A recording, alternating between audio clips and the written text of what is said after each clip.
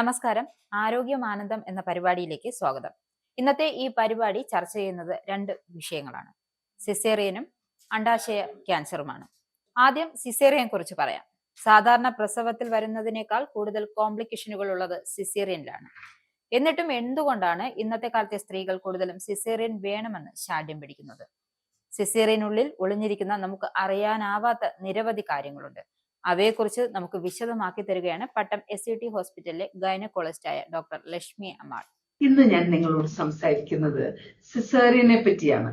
അപ്പോ സിസേറിയനെ പറ്റി നമ്മൾ എല്ലാവരും ഒരുപാട് സംസാരിച്ചിട്ടുണ്ട്, നിങ്ങളും ഒരുപാട് കേട്ടിട്ടുണ്ട്. പക്ഷേ സിസേറിയന്റെ വേറൊരു വശത്തെ പറ്റിയാണ് ഞാൻ സംസാരിക്കാൻ പോകുന്നത്. ഇതുവരെ നമ്മൾ സംസാരിച്ചത് എന്തുകൊണ്ടാണ് സിസേറിയൻ കൂടുന്നത്, അത് രോഗികൾക്കും അമ്മമാർക്കും സംശയങ്ങളുണ്ട്, എന്തുകൊണ്ട് കൂടുതൽ ചെയ്യേണ്ടി വരുന്നു, അതൊക്കെ നേരത്തെ തന്നെ പ്രതിപാദിച്ചിട്ടുള്ളതാണ്.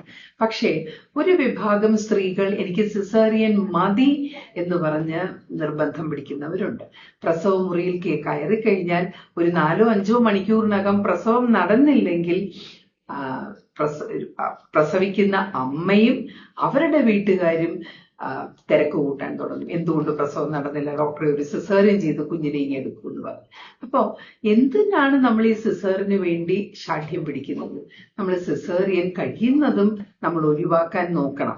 അത് ഗർഭിണിയുടെ കയ്യിൽ നിന്നോ അവരുടെ അമ്മയുടെ വീട്ടുകാരുടെ ഭാഗത്തു നിന്നോ അങ്ങനെ ഒരു അപേക്ഷ വരാൻ പാടില്ല തന്നെ. അത് ഡോക്ടർമാര് തീരുമാനിക്കും സിസേറിയൻ വേണോ നോർമൽ ആവണോ എന്നുള്ളത്. എന്തുകൊണ്ട് സിസേറിയൻ പാടില്ല എന്ന് ചോദിച്ചാൽ, ഒരു മേജർ ശസ്ത്രക്രിയയാണ്, ഒരു വലിയ ശസ്ത്രക്രിയയാണ്. നമ്മുടെ വയറ്റിലൊരു മുറിവ് വരുന്നു, ഗർഭപാത്രത്തിൽ 8-10 സെന്റിമീറ്റർ നീളമുള്ള ഒരു മുറിവ് വരുന്നു. ഇന്നത്തെ കാലത്ത് ഈ ആധുനിക യുഗത്തില് അതൊന്നും വലിയ കോംപ്ലിക്കേഷൻസ് ഉണ്ടാക്കുകയില്ല. എന്നാൽ പോലും ഒരു സിസേറിയൻ കഴിഞ്ഞ് ഒരു സ്ത്രീ നോർമലായിട്ട് വരാൻ മിനിമം 10 ദിവസമെങ്കിലും എടുക്കും. സിസേറിയൻ കഴിഞ്ഞ ഉടനെ ഉള്ള വേദന, പിറ്റേ ദിവസം എണീറ്റ് നടക്കാനുള്ള താമസം, പിന്നെ ചിലപ്പോൾ മൂത്രം പോവാനും ഒക്കെ ഉള്ളൊരു ബുദ്ധിമുട്ട്, പിന്നെ ഈ വേദനാ സംഹാരികൾ കൂടുതൽ കഴിക്കേണ്ടി വരും. ചിലപ്പോൾ കുഞ്ഞിനെ അവർക്ക് തന്നെ നോക്കാൻ പറ്റിയില്ല എന്ന് വരും. ഈവൻ ഇരുന്ന് പാല് കൊടുക്കുന്നത് പോലും ചിലപ്പോൾ അവർക്ക് ബുദ്ധിമുട്ടായിട്ട് വരും. പിന്നെ മാത്രവുമല്ല, ഒരു നോർമൽ ഡെലിവറി സമയത്ത് വരാവുന്ന കോംപ്ലിക്കേഷൻസ് അല്ല സിസേറിയൻ സമയത്ത് വരുന്നത്. സിസേറിയന് നമ്മളൊരു അനസ്തീസിയ കൊടുത്ത് നല്ലൊരു മയക്കുമരുന്ന് കൊടുത്തേ അത് ചെയ്യാൻ പറ്റുകയുള്ളൂ. അപ്പോൾ അനസ്തീസിയുടേതായ കോംപ്ലിക്കേഷൻസ്, ബുദ്ധിമുട്ടുകള്, പാർശ്വഫലങ്ങള് വിരളമായിട്ടാണെങ്കിലും വരാറുണ്ട്. ആ അനസ്തീസിയക്ക് കൊടുക്കുന്ന മരുന്നിനുള്ള അലർജി, ചിലപ്പോൾ അനസ്തീസിയയുടെ ലെവല് കൂടിപ്പോയാൽ വരാവുന്ന ഹാർട്ടിനും ലങ്സിനും ഒക്കെ വരാവുന്ന പ്രശ്നങ്ങൾ, ഇതൊക്കെ അതിൽ പെടുന്നു. പിന്നെ ആ സമയത്ത് സിസേറിയൻ ചെയ്യുന്ന സമയത്ത് അല്ലെങ്കിൽ അത് കഴിഞ്ഞിട്ട് ചിലപ്പോ ഏതെങ്കിലും ഒരു രക്തക്കുഴൽ അതിനകത്തുനിന്ന് ഊർന്നു പോവുകയാണെങ്കിൽ നമ്മുടെ ജീവന് തന്നെ അപകടം വരാവുന്ന രക്തസ്രാവം ഉണ്ടാക്കും. പിന്നെ കുഞ്ഞിനെ ഉടൻ തന്നെ നമുക്ക് എടുക്കാനോ പാല് കൊടുക്കാനോ പരസഹായമില്ലാതെ നമുക്ക് പറ്റുകയുമില്ല. പിന്നെ അല്ലാതെ ഭാവിയിൽ നമ്മൾ ഈ അടുത്ത ഗർഭം വരുമ്പോൾ, അടുത്ത ഗർഭം മിനിമം 2 വർഷം 3 വർഷം കഴിഞ്ഞിട്ടേ അടുത്ത ഗർഭം പാടുള്ളൂ. അപ്പോ അതിനു മുമ്പ് ഈ മുറിവ് ഉണങ്ങി നോർമലാകും. എന്നാൽ പോലും അടുത്ത ഗർഭം ചിലപ്പോ ഈ മുറിവിലാണ് മറുപിള്ള പിടിക്കുന്നതെങ്കിൽ ആ മറുപിള്ള അവിടെ ഒട്ടിച്ചേർന്ന് പോവുകയും അടുത്ത പ്രസവത്തിന് മുമ്പ് തന്നെ രക്തസ്രാവം തുടങ്ങുകയും അത് കണ്ടുപിടിച്ചാൽ തന്നെ മിക്കവാറും അത് ഗർഭപാത്രം നീക്കൽ ശസ്ത്രക്രിയയിൽ അവസാനിക്കും, ഹിസ്റ്ററക്ടമിയിൽ അവസാനിക്കും.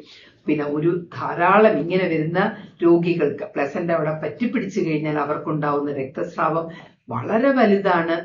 മിക്കവാറും ഒരു 15-20 രക്തമൊക്കെ അവർക്ക് അടയ്ക്കേണ്ടതായിട്ടും വരും. അപ്പൊ ഇങ്ങനെയുള്ള കാര്യങ്ങളൊക്കെ ഓർത്തു കഴിഞ്ഞാൽ കഴിയുന്നതും ഒരു നോർമൽ ഡെലിവറി ആകുന്നതാണ് നല്ലതെന്ന് ഗർഭിണിയായ സ്ത്രീകളും അവരുടെ വീട്ടുകാരും മനസ്സിലാക്കണം. അതിനുവേണ്ടി ഡോക്ടർമാരോട് സഹകരിക്കുകയും വേണം. നന്ദി, നമസ്കാരം. 50 മുതൽ 60 വയസ്സ് വരെയുള്ള സ്ത്രീകളിൽ വർദ്ധിച്ചു വരുന്ന ഒരു രോഗമാണ് അണ്ഡാശയ ക്യാൻസർ. അണ്ഡാശയത്തിലെ കോശങ്ങൾ അനിയന്ത്രിതമായി വളരുമ്പോഴാണ് അണ്ഡാശയ അർബുദം ഉണ്ടാകുന്നത്. ഇത് ട്യൂമറുകളായി രൂപപ്പെടുകയും ശരീരത്തിന്റെ മറ്റു ഭാഗങ്ങളിലേക്ക് പടരാനും സാധ്യതയുണ്ട്. സ്ത്രീകളിൽ മാസമുറകളുടെ ദൈർഘ്യം അനുസരിച്ചും അണ്ഡാശയ ക്യാൻസർ വരാറുണ്ട്. ഈ രോഗത്തെക്കുറിച്ചുള്ള നമ്മുടെ സംശയങ്ങൾക്ക് മറുപടി നൽകുകയാണ് പട്ടം SUT ഹോസ്പിറ്റലിലെ ഗൈനക് ഓക്കോളജിസ്റ്റ് ഡോക്ടർ അഞ്ജന JS. നമുക്കിന്നിവിടെ അണ്ഡാശയ ക്യാൻസറിനെ പറ്റി, അതായത് അതിൻ്റെ റിസ്ക് ഫാക്ടേഴ്സ്, അതിൻ്റെ സിംറ്റംസ്, അതെങ്ങനെ കണ്ടുപിടിക്കാം, അതിൻ്റെ ചികിത്സകൾ എന്തൊക്കെയാണെന്നുള്ളത് നമുക്ക് നോക്കാം. ആദ്യമായി നമുക്കതിൻ്റെ റിസ്ക് ഫാക്ടേഴ്സ്. കൂടുതലായിട്ടും നമ്മുടെ ഏജാണ്. അണ്ഡാശയ ക്യാൻസറിൻ്റെ മെയിൻ റിസ്ക് ഫാക്ടർ എന്ന് പറയുന്നത് നമ്മുടെ ഏജാണ്. കൂടുതലായിട്ടും ഏജ് കൂടിയ സ്ത്രീകളിൽ, അതായത് 50കളിലും 60കളിലുമുള്ള സ്ത്രീകളിലാണ് അണ്ഡാശയ ക്യാൻസർ കൂടുതലായിട്ടും കാണുന്നത്. പിന്നെ നമ്മുടെ സ്ത്രീകളിലുള്ള പീരീഡ്സിൻ്റെ ദൈർഘ്യത, അതായത് നമ്മുടെ ഫുൾ ലൈഫ് ടൈമിലുള്ള ദൈർഘ്യത, അതായത് നേരത്തെ പീരീഡ്സ് തുടങ്ങുക അല്ലെങ്കിൽ ലേറ്റ് ആയിട്ട് പീരീഡ്സ് തീരുക, അങ്ങനെയുള്ള സ്ത്രീകളിൽ കൂടുതലായിട്ടും അണ്ഡാശയ ക്യാൻസർ വരുന്നതായിട്ട് കാണാറുണ്ട്. പിന്നെ നമ്മുടെ പ്രഗ്നൻസി, അതായത് നമുക്ക് പ്രഗ്നൻ്റ് ആകാത്ത സ്ത്രീകളിൽ, പിന്നെ ലേറ്റ് ആയിട്ട് പ്രഗ്നൻ്റ് ആകുന്ന സ്ത്രീകളിൽ, ഇവരിലെല്ലാം അണ്ഡാശയ ക്യാൻസറിൻ്റെ റിസ്ക് സാധാരണ സ്ത്രീകളിൽ നിന്നും കുറച്ച് കൂടുതലായിട്ട് കാണാറുണ്ട്. പിന്നെ നമ്മുടെ ജീവിതശൈലി, അതായത് അധികം എക്സസൈസ് ഇല്ലായ്മ, അതുമൂലം അമിതമായിട്ടുള്ള വണ്ണം, അധികം കൊഴുപ്പുള്ള ആഹാരം കഴിക്കുക, ഇതെല്ലാം അണ്ഡാശയ ക്യാൻസറിൻ്റെ റിസ്ക് കൂട്ടുന്നതായിട്ടാണ് കാണുന്നത്. പിന്നെ എൻഡോമെട്രിയോസിസ് എന്ന അസുഖമുള്ള സ്ത്രീകളിൽ കുറച്ച് കൂടുതലായിട്ടും ഈ ഒരു ക്യാൻസറിൻ്റെ ഇൻസിഡൻസ് കൂടുതലായിട്ട് കാണാറുണ്ട്.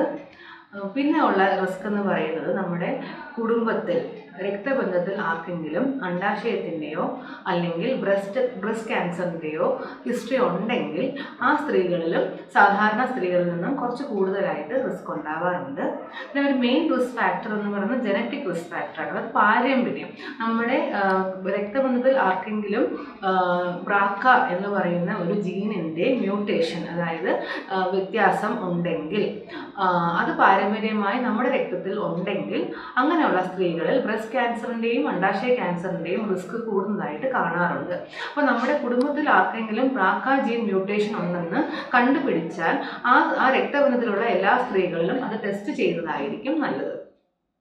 പിന്നെ നമുക്ക് അണ്ഡാശയ ക്യാൻസർ വരാതിരിക്കാൻ എന്തെങ്കിലും പ്രൊട്ടക്റ്റ് ചെയ്യുന്നുണ്ടോ എന്ന് നമുക്ക് നോക്കാം. അങ്ങനെയും കുറച്ച് കാര്യങ്ങളുണ്ട്. ഒന്നാമത് നമ്മൾ കൂടുതൽ കുട്ടികളുണ്ടാവുക, അതായത് പ്രഗ്നൻ്റ് ആകുക എന്നുള്ളത് നമുക്ക് അണ്ഡാശയ ക്യാൻസറിൽ ഒരു പ്രൊട്ടക്ഷൻ തരുന്ന ഒരു ഫാക്ടറാണ്. പിന്നെ നമ്മുടെ കുഞ്ഞുങ്ങൾക്ക് മുല കൊടുക്കുന്നതും അണ്ഡാശയ ക്യാൻസറിൽ നിന്നും പ്രൊട്ടക്ഷൻ തരുന്നതായിട്ട് കാണാറുണ്ട്. പിന്നെ കോൺട്രാസെപ്റ്റീവ് പിൽസ്, അതായത് ഗർഭനിരോധന ഗുളികകൾ ഉപയോഗിച്ച സ്ത്രീകൾക്ക് വളരെയധികം അണ്ഡാശയ ക്യാൻസറിൻ്റെ റിസ്ക് കുറഞ്ഞിരിക്കാറുണ്ട്. പുതിയ പഠനങ്ങൾ കാണിക്കുന്നത് എന്താണെന്ന് വെച്ചാൽ അണ്ഡാശയ ക്യാൻസർ നമ്മുടെ ട്യൂബ്, അതായത് ഫലോപ്പിയൻ ട്യൂബ്, നമ്മുടെ അണ്ഡാശയത്തിൻ്റെ അടുത്തുള്ള ഫലോപ്പിയൻ ട്യൂബിൽ നിന്നും ആരംഭിച്ച് നമ്മുടെ അണ്ഡാശയത്തിലോട്ട് അത് സ്പ്രെഡായി അവിടെ നിന്നും പിന്നെ അണ്ഡാശയ ക്യാൻസറായിട്ട് വളരുന്നതായിട്ടാണ് പഠനങ്ങളെല്ലാം കാണിക്കുന്നത്. അതുകൊണ്ട് തന്നെ നമുക്ക് ട്യൂബിൽ ചെയ്യുന്ന സർജറീസ്, അതായത് പ്രസവ നിർത്തൽ ശസ്ത്രക്രിയ ആണെങ്കിൽ പോലും ഒരു അണ്ഡാശയ ക്യാൻസറിൽ നിന്നും നമുക്ക് പ്രൊട്ടക്ഷൻ തരാറുണ്ട്. ഇപ്പം ഇന്നത്തെ കാലത്ത് ഓപ്പർച്യൂണിസ്റ്റിക് സാൽപിൻജെക്ടമി, അതായത് നമ്മൾക്ക് വയറിൽ വേറെ എന്തിനെങ്കിലും നമ്മൾ സർജറി ചെയ്യുകയാണെങ്കിൽ ആ സ്ത്രീകൾ നമുക്ക് പ്രസവമെല്ലാം കുട്ടികളെല്ലാം ആയിക്കഴിഞ്ഞ സ്ത്രീകളാണെങ്കിൽ, ഒരു പ്രായം കഴിഞ്ഞ സ്ത്രീകളിൽ നമ്മൾ വയറിൽ വേറെ എന്തിനെങ്കിലും സർജറി ചെയ്യുന്ന സമയത്ത് നമുക്ക് ഈ ഫലോപ്പിയൻ ട്യൂബ് എടുത്തു മാറ്റുന്ന ഒരു ശസ്ത്രക്രിയയും കൂടെ അതിനൊപ്പം ചെയ്യാനായിട്ട് ഇന്ന് പഠനങ്ങളെല്ലാം പറയുന്നുണ്ട്. അപ്പോൾ ഇതൊക്കെയാണ് നമുക്ക് അണ്ഡാശയ ക്യാൻസർ വരാതിരിക്കാൻ നമുക്ക് പ്രൊട്ടക്റ്റീവ് ആയിട്ടുള്ള കാര്യങ്ങൾ. അപ്പോൾ നമുക്ക് അതിൻ്റെ സിംറ്റംസ് എന്തൊക്കെയാണ്, ലക്ഷണങ്ങൾ എന്തൊക്കെയാണെന്ന് നോക്കാം. അണ്ഡാശയ ക്യാൻസറിനെ നമ്മൾ സൈലന്റ് കില്ലർ എന്നാണ് പറയുന്നത്. എന്തെന്ന് വെച്ചാൽ കൂടുതലായിട്ടും നമുക്ക് അഡ്വാൻസ് സ്റ്റേജിൽ, അതായത് 3ാമത്തെയോ 4ാമത്തെയോ സ്റ്റേജിൽ വയറാകെ സ്പ്രെഡ് ആയതിനു ശേഷം മാത്രമേ നമുക്ക് കൂടുതലായിട്ടും സ്ത്രീകൾ ഇത് കണ്ടുപിടിക്കാറുള്ളൂ. അതുകൊണ്ട് തന്നെ അതിനെ സൈലന്റ് കില്ലർ എന്ന് നമ്മൾ വിശേഷിപ്പിക്കാറുണ്ട്. പക്ഷേ നമുക്ക് ചെറിയ സിംറ്റംസ് അണ്ഡാശയ ക്യാൻസർ നമുക്ക് തരാറുണ്ട്. നമ്മൾ പലപ്പോഴും സ്ത്രീകൾക്ക് എന്ത് സംഭവിക്കുന്നതെന്ന് വെച്ചാൽ അത് പലപ്പോഴും ഗ്യാസിൻ്റെയോ മറ്റെന്തെങ്കിലും ബുദ്ധിമുട്ടായിട്ട് വിചാരിച്ചിട്ട് അവർ സ്വയം അത് ചികിത്സിച്ചുകൊണ്ടിരിക്കും. അതുകൊണ്ട് തന്നെ കൂടുതലായിട്ടും അത് സ്പ്രെഡ് ആയതിനു ശേഷം മാത്രമേ അവർ ഡോക്ടറിൻ്റെ അടുത്ത് പോകാറുള്ളൂ. അതിലൊരു സിംറ്റം എന്ന് പറയുന്നത് നമുക്ക് വയറ് വീർത്ത് വരലാണ്. പലപ്പോഴും സ്ത്രീകൾ അത് നമുക്ക് വണ്ണം കൂടുന്നത് കൊണ്ടോ എക്സസൈസ് ഇല്ലായ്മ കൊണ്ടോ നമ്മൾ വയറ് വീർത്ത് വരുന്നതാണെന്ന് തെറ്റിദ്ധരിച്ചിട്ട് അത് വീട്ടിൽ ആരെയും കാണിക്കാതെ ഇരിക്കാറുണ്ട്. അപ്പം ചിലപ്പം ഈ ഒരു പതുക്കെ വയറ് വീർത്ത് വരുന്നത് അണ്ഡാശയ ക്യാൻസർ മൂലമാകാനൊരു സാധ്യതയുണ്ട്. പിന്നെ ഉള്ളതെന്ന് പറയുന്നത് നമുക്ക് പെട്ടെന്ന് വിശപ്പ് കുറയുക. നമുക്ക് വിശപ്പില്ലായ്മയല്ല, പെട്ടെന്ന് കുറച്ചെന്തെങ്കിലും കഴിക്കുമ്പോൾ തന്നെ വിശപ്പ് കുറയുന്നതായിട്ട് തോന്നും. അതിന് നമുക്ക് ഏർലി സെറ്റൈറ്റി എന്ന് പറയും. അപ്പം ഈ ക്യാൻസറിന്റെ കട്ടികൾ നമ്മുടെ ആമാശയത്തിൽ പ്രസ് ചെയ്യുമ്പം ആണ് നമുക്ക് അധികം ഫുഡ് കഴിക്കാൻ പറ്റാത്തതായിട്ട്, അതായത് ഏർലി സെറ്റായിട്ട് വരാറുള്ളത്. പിന്നെ ഉള്ളതെന്ന് പറയുന്നത് ഇടയ്ക്കിടയ്ക്ക് മൂത്രം ഒഴിക്കാൻ പോകേണ്ടതായിട്ട് വരുന്നതാണ്. അതായത് നമുക്ക് മൂത്രം ഒഴിക്കുമ്പോൾ വേദനയോ ബുദ്ധിമുട്ടോ ഒന്നുമില്ല, പക്ഷെ നമുക്ക് ഇടയ്ക്കിടയ്ക്ക് മൂത്രം ഒഴിക്കേണ്ടതായിട്ട് വരും. അത് വീണ്ടും നേരത്തെ പറഞ്ഞ പോലെ നമുക്ക് ഈ ഒരു ക്യാൻസർ കട്ടികൾ നമ്മുടെ മൂത്രസഞ്ചിയിൽ പ്രസ് ചെയ്യുന്നത് മൂലമാണ് ഇടയ്ക്കിടയ്ക്ക് മൂത്രം ഒഴിക്കുന്ന ഒരു ബുദ്ധിമുട്ടായിട്ട് വരാറുള്ളത്. പിന്നെ നമുക്ക് ബാക്കി നമുക്ക് അടിവയറ്റിലെ ചെറിയ വേദന, നടുവേദന, അതെല്ലാം അണ്ഡാശയ ക്യാൻസറിന്റെ ലക്ഷണങ്ങളാകാം. ചിലപ്പോൾ നമുക്ക് അടിവേദന ഡിസ്കിന്റെ ബുദ്ധിമുട്ടായിട്ടൊക്കെ വിചാരിച്ച് MRI സ്കാനൊക്കെ നമുക്ക് ഡിസ്കൊക്കെ എടുത്ത് ഡിസ്കിന്റെ പ്രശ്നമുണ്ടോ എന്ന് അറിയാൻ നോക്കാറുണ്ട്. ചിലപ്പോൾ ഇത് ഒരു അണ്ഡാശയ ക്യാൻസറിന്റെ ലക്ഷണമായിരിക്കാം. പിന്നെ നമുക്കുള്ളതെന്ന് വെച്ചാൽ ഒരു ഗ്യാസിന്റെ ഒരു ബുദ്ധിമുട്ട്, അത് ബ്ലോട്ടിംഗ് എന്ന് പറയും.